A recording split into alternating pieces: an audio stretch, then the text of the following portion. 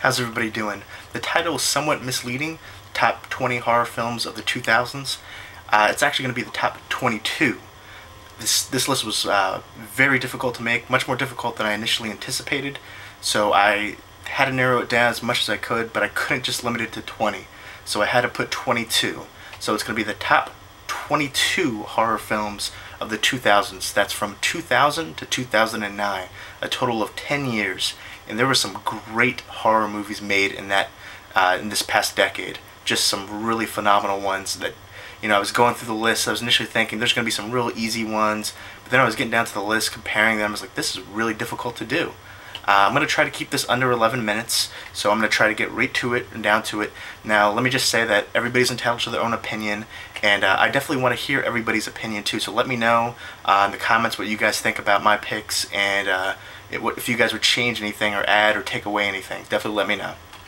First up is one that I haven't seen on anybody's list, and I decided, you know what, I really enjoyed this movie. Not heard barely anybody talk about this movie, and that is at number 22, 2008's Borderland. I really enjoyed this film. It has Sean Astin in it. It's about a group of college kids. They go down to a border town in Mexico, and there's like a cult, and it's supposedly, you know, it's loosely based on a true story, and it's one of the After Dark Horror Fest 8 Films to Die For movies. So there you go, 22, Borderland. 21 is 2005's Wrong Turn with Elijah Dushku, and I really love this movie. A lot of these movies are really hard to put into place in the list, so this could be a little bit higher, but there's just so many great movies, it's hard to pick. Everybody knows about Wrong Turn. If you haven't seen it, definitely go watch this. Next up is 2009, Dead Snow. It's a Norwegian film. Just a really great comedic movie, lots of gore. This is my 20 spot right here. Love it, and love this addition to the Steelbook. Love this. Absolutely great movie, lots of fun. Definitely check it out. Next up at number 19 is 2001's Frailty. One of, in my opinion, probably Matthew McConaughey has 3 good movies to his name, and this is one of them. God's Hand Killer. This is just a really crazy movie. The guy is all sorts of crazy with, you know, he gets his little kids to help him out with some things. I'm not going to go too much in depth about it, but if you haven't seen it, definitely check it out. At number 18, we have 2003's Identity, with lots of different stars in it. John Cusack, Ray Liotta, a bunch of different people, Amanda Peet. This is a very good psychological thriller. I really loved it. The twist at the end, you know, I'll have to say, I didn't actually see that coming at all. And at first I wasn't sure if I liked the twist. Then I was like, you know what, this was a great movie all around. I did enjoy it. I know some people didn't like this movie, but I did, so it makes the list for me at number 18. And at number 17, 2000's The Cell, with Jennifer Lopez, Vince Vaughn, and Vincent D'Onofrio. This was just a great movie, visually stunning, so aesthetically appealing. Just a great, crazy, fun, wild movie. Love it. Visual masterpiece. And at number 16, this was 2006, Texas Chainsaw Massacre's Beginnings. Now this could have been, you know, the remake or the Beginnings. Both of them were really great films, but I personally like the Beginnings just a little bit better, so it makes the list. There's a lot of tension, there's some good gore. Definitely love this movie. Check it out if you haven't seen it. Next up is Pontypool, 2008, a nice Canadian film. Very well done, just a very psychological, thrilling movie. If you're looking for lots of gore, this isn't it, but if you're looking for just a great movie, definitely it. Kind of reminds me of Orson Welles' War of the Worlds radio broadcast meets George A. Romero's Night of the Living Dead. This is a true gem. If you haven't seen it, definitely check it out. Next up is Wreck and Quarantine, 2007 and 2008 respectively. This is my number 14 spot. To me, I always hear people say that Wreck was so much better than Quarantine. I completely disagree. Quarantine was basically a shot-for-shot remake. I mean, in my opinion, Quarantine was better acted, but Wreck had 2 scenes that were more well done. And, I mean, I guess you can't have Quarantine without having Wreck.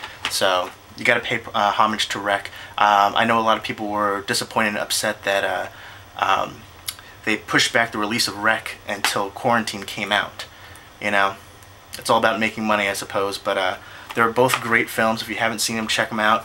In my opinion, there's virtually no difference. There's a couple subtle differences, but overall, essentially the same movie. Next up is 2007 Planet Terror, this is my 13th spot. Absolutely love this movie. Rose McGowan on the cover. Just a great, fun movie. One of the Grindhouse ones by Robert Rodriguez. Just phenomenal.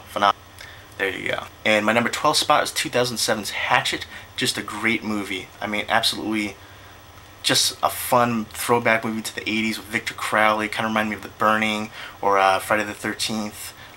Some great Tony Todd is in it. Kane Hodder, Robert Englund. Some horror legends right there. Phenomenal, fun movie. Check it out.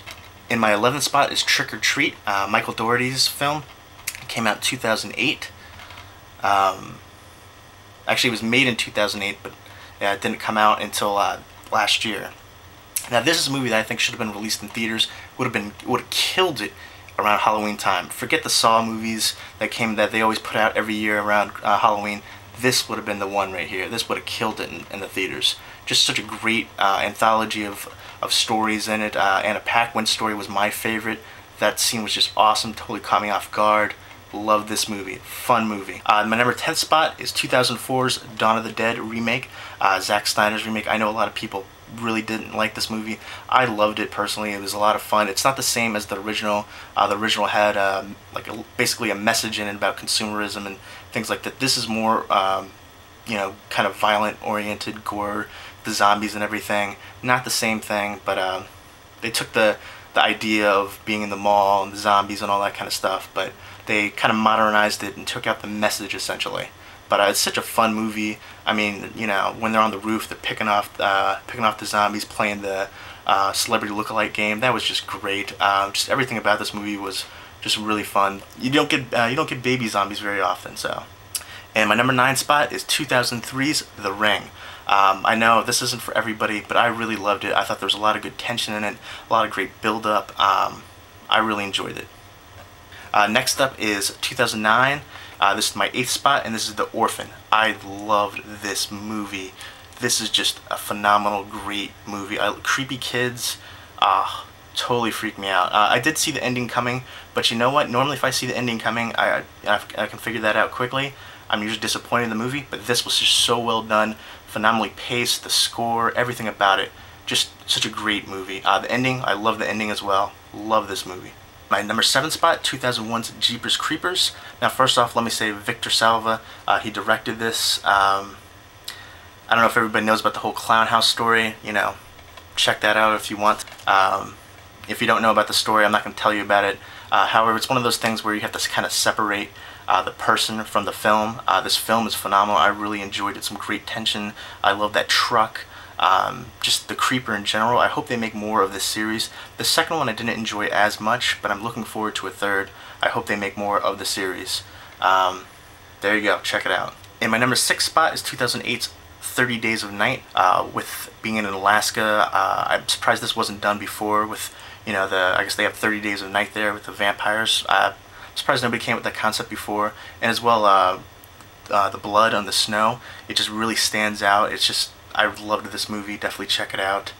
And that's my number 6 spot. 5th spot is 2000's American Psycho. Christian Bale was made for this movie.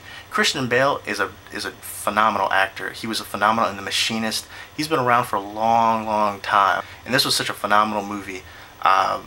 Everybody knows this movie. If you haven't seen it, definitely check it out. It's just crazy and fun. He's just out of his mind. I love everything from the Phil Collins to when he's got the hookers and he drops the, you know what I'm talking about if you've seen it. Love this movie. Definitely got to be on the list. Number 5 spot. Number 4 spot is 2005's The Descent. This is a British film, and I was just blown away at how much I loved this film. Just dark, creepy, eerie, bloody. Loved it. And my number 3 spot is 2003's 28 Days Later. I definitely prefer this over 28 Weeks Later. They changed up a little, subtle little differences in 28 Weeks Later. 28 Weeks Later is more derivative of the typical zombie movies. This was unique and inventive in my opinion. I really did enjoy it, and got to be on the list. Number 3 spot. Number 2 spot is 2007 Inside. This is a French film. Absolutely phenomenal. This is already out of print. This is the unrated one. Make sure you get the unrated one. Completely bloody, tons and tons of blood. One of the bloodier films I've seen, but it was done well. and it was done extremely well. One of my favorite movies of all time now, honestly. I love this film. Definitely pick this film up if you haven't seen it. This is one of my higher recommendations. Absolutely loved it, but I will say it's got a lot of blood, so if you can't take a lot of blood, don't watch this movie. But it's very well done. If, like I said, I don't like violent movies just for the sake of being violent. I like a good story, something to make me go along with it, and this was just very well done.